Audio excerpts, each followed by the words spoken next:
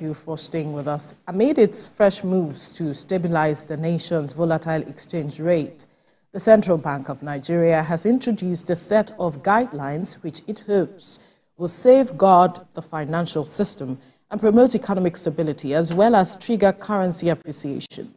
The CBN ordered deposit money banks to sell their excess dollar stock latest by the 1st of February 2024, which was yesterday, and warned lenders against hoarding excess foreign exchange for profit. Now, this move comes after observations revealed that some commercial banks hold long-term positions in forex with the hope of profiting from it, especially when there are forex fluctuations. Banks are profiting from currency depreciation since they buy the forex load and hold foreign currencies for long in the hope of profiting from fluctuations in exchange rates and selling high. CBN has laid emphasis on the importance of compliance with these guidelines, warning that non-adherence will result in immediate sanctions and possible suspension from participating in the foreign exchange market. We're joining us via Zoom is Public Affairs Analyst Olusegun Okwande. Sheson, good morning. Thank you for joining us. Good morning, Veronica. Good morning, Chita. Good morning to all our viewers across the globe. Thank God it's Friday and great to be here. Right. Now, let's talk about the CBN's move to see some level to defend the Naira and to also see that Naira appreciates. And it has said that deposit money banks must sell their excess dollar stocks latest by 1st of February, which was yesterday.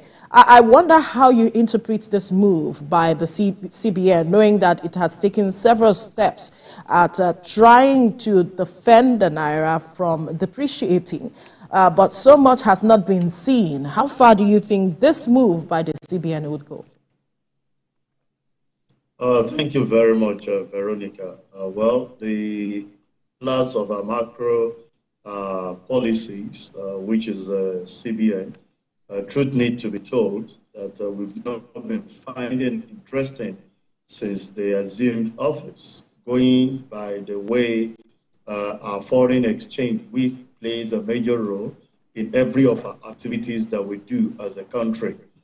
Don't forget that as a country, production has gone below the bar with the exit of so many manufacturing companies out of the country. And the very few that we have, we discover that a lot of pressure seems to be on foreign exchange. But this move, set guidelines by the CBN, for me, seems to be a reactive issue. And what do I mean? We've been experiencing a downfall and depreciation of this currency in the last few months. Precisely when they took over around October, dollar was still around 700. And as at yesterday, you and I understand that it's about 1,530.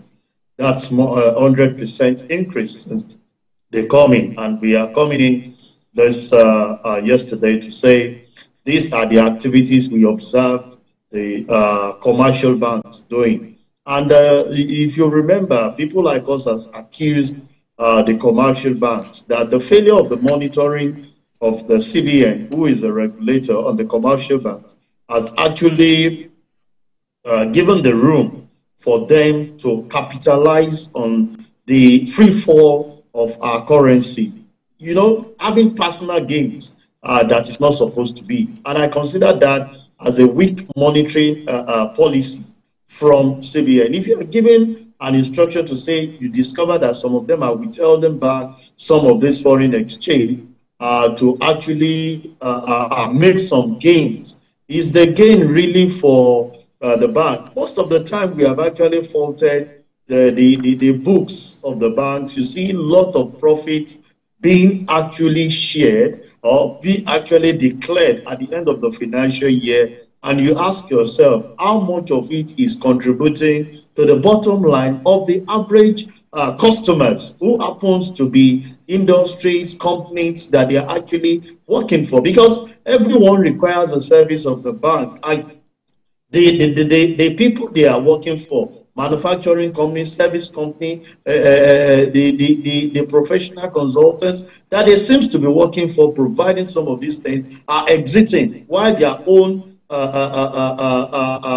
profit after operation seems to be increasing. And these are some of the things that they are doing, which we feel that CBN is not giving the monitoring tools. If you are giving an order within 24 hours for something to be done, so where were we before now? Because we've asked ourselves, even if we continue to have the appreciation of this currency, where are we going to be in the next 2-3 months? Can we go back to 150 naira per dollar that we've had before now, or even 300 or 600? It's quite disheartening because a lot of things, as we speak, rely on foreign exchange. Don't forget the importation of our crude oil, as we speak, relies on foreign exchange. Importation of foods, it relies on foreign exchange. Education for those that are leaving the country relies on foreign exchange. Some of our people, like you read in your headline, that are going to celebrate the AFCON,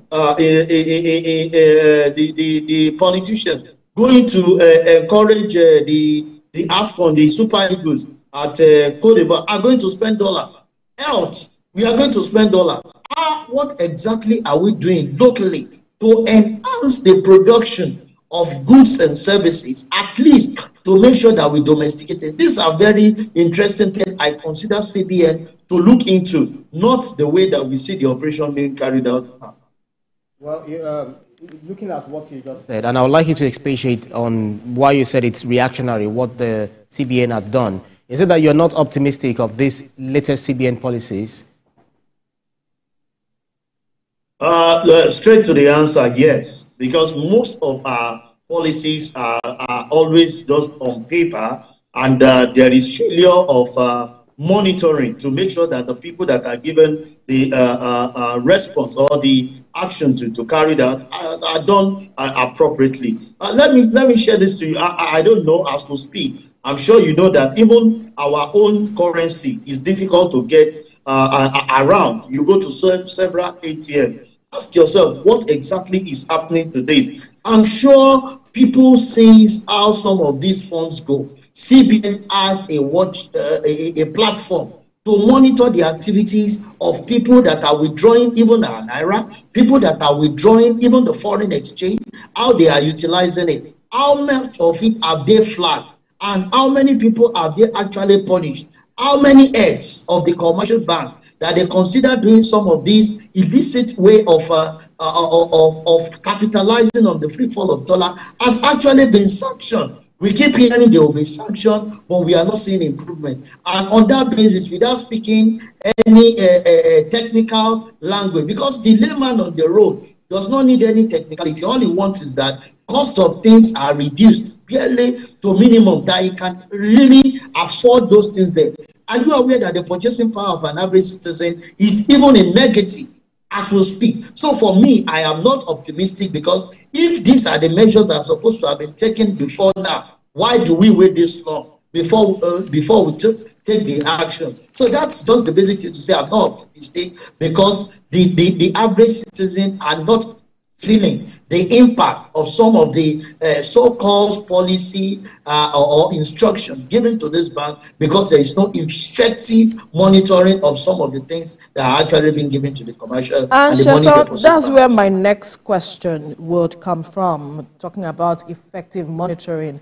I'm wondering why it is so difficult for the CBN to rein in on these deposit money banks, sanction them, do what is necessary. If you recall, during the cash crunch, there were banks that were fingered for stashing these monies and not giving it to their customers, so to speak, at the time, where a lot of persons needed cash, but they couldn't access it. But the central bank kept saying that these banks had monies, but at the end of the day, nothing was done. I'm wondering what the challenge really is with monitoring. The challenge is the way we carry out things. It's not peculiar to CBN or the commercial bank.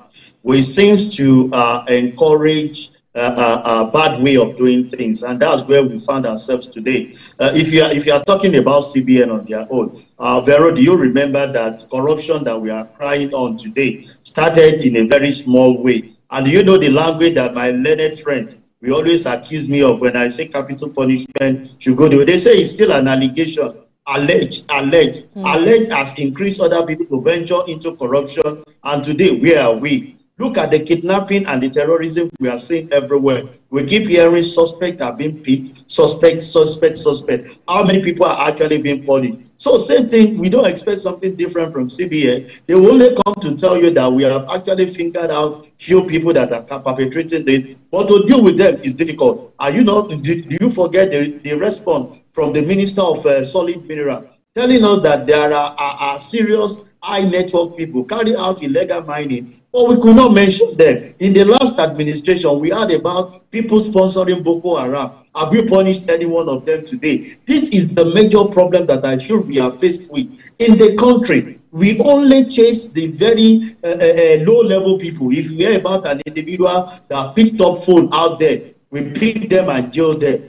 All the people are communicating in terms of kidnapping, and they have the telephone trace of how they communicate with you. You read in your headlines this morning of the people requesting for drugs, requesting for food, requesting for money, and we cannot track those people. Same is applicable across board, and that is why we see that this menace that we see ravaging our economy keep increasing, because there is no punishment for anyone that is found wanting or has failed in carrying out his responsibility in line with the policy that is set. Well, if you look at some of these CBN policies and the move to ensure that the economy is revitalized, one of the papers reported this morning that equity markets will bounce by 1.63% and investors gain 902 billion naira, even though the naira declines by 37.6% in this month alone. So how come, the question now is, how come our stock market is doing well, but then it's not really reflecting in the lives of the common man? It's quite simple. It's part of a racketeering that is going on out there. A lot of people are not investing. Are you aware that our employment unemployment rate has actually increased with so many exits of the commercial? Most of the time, we have book result of saying this is gaining. This is I put across to people to tell you that they will tell you that as we speak, food subsidy is about 33%. And month in, month out, Vero is one of she's a female, a lady, a woman that gets food stuff from the market. I'm sure you will not allude to the fact that it's 33%. Because what you buy last week, the same price is not what is obtainable as today. It keeps increasing on a daily basis. Go to we the men that needs to buy even other materials that we need to add as input to our work. They keep increasing on a daily basis. But we come with statistics to say this. So most of the time, ask how many of the investors can boast and come out and say, indeed, the gain that you are saying, that they said the investor have gained, I'm actually having it. Because as an investor, if you have the gain, most of the time you see them actually be plowing back such funds into their investment to increase it. But most of those investments are money-making investment, not the production arm where they can get it, because other factors of production that are supposed to make production to go are actually fixed because of the challenges we are faced with the financial institution. So to me, most of the time, these things are book results that does not impact the common man out there. If some of these things are getting investment, then you should see more of the companies, new companies unfolding and more employment being engaged by the people. But versus the case, and we keep saying that people are actually getting. I don't know how those reports are actually coming out. Okay, so Shasa, yes, we've talked about so many problems that we have to deal with, but let's look at solutions. Perhaps you could proffer some low-hanging fruits that we can perhaps do it on the short term, and then on the long term, what we should do to really address the root cause of the issues we are facing, to address the depreciation of the naira, and not just treat the symptoms or be reactionary with our policies. Thank you very much, Vero. I think first and foremost, we need to charge the regulators, which is the CBN, on the commercial bank and the money depositors to be up and doing in terms of monitoring whatever policy they share out. And not just monitoring, in line when you find anyone, culpable of diverting or not aligning with the policy set out, we should have them punished. That will serve as deterrent. I feel that is we are becoming indisciplined in several aspects of our activities as individual and as country. So, and it's because most of the time there are no punishment. That is the first basic thing. When you punish certain individual for misdoing, it will serve as signal to whosoever is going to assume office, either as the head of the banking sector or the foreign exchange, to know that it's not business as usual. That is one. Then I will say to CBN, we believe that people at the end of the management understand the operation, and that is why they are actually appointed. If you discover that being appointed is a different story, can we take a bow and give room for those that have understanding of what actually the problem is for resolution? And it will give you great honor rather than staining your name, beyond it, because definitely the record is actually being put across board. People will say, why so person was CBN governor? Dollar moved from so much amount to so much amount, or dollar reduced from so much amount to, so it is not out of place when you get to know that you are overwhelmed by the assignment given to you to take a leave. And are you saying that Yemi Cardoso is overwhelmed and does not know what to do? Well, as we speak, because for us layman out there, I don't want to speak in terms of technicality. The things that we are actually doing before now, we are not having it. Are you aware that if you convert your currency, your salary in the last 8 months when they started and now, to even procure something outside the country, you discover that you're actually being depreciated. If you are earning $1 million, as at May last year, you can say that is about $1,000 plus. As it is, it's less than $500. So how can we continue to be doing the same thing, affecting it? So I feel that the CBN governor is overwhelmed because we are not seeing any depreciation in or any good side of the reaction to the policies that they are giving. Rather, issues are being compounded. We are not saying that they should have the result, but if you cannot improve the state, can you leave it on the status quo? You can imagine if the dollar as of today is still selling for 700, some of the gains that we are as businessmen, as individuals, it would have even, there has been talks about speculators also taking advantage of the situation. So how much punishment are we giving to the speculators? You see, we are good at actually coming out with people. If you go to EFCC, they will tell you that a certain set of people have actually been apprehended. You will not hear the name. You will not hear the punishment. We've been hearing about speculators. The other time, Emefiele actually said it's the BDC that was the problem. We banned them, we reduced supply to them. What effect has that actually created? We are talking about you coming up with ideas and policy that can sustain the growth. If you cannot read.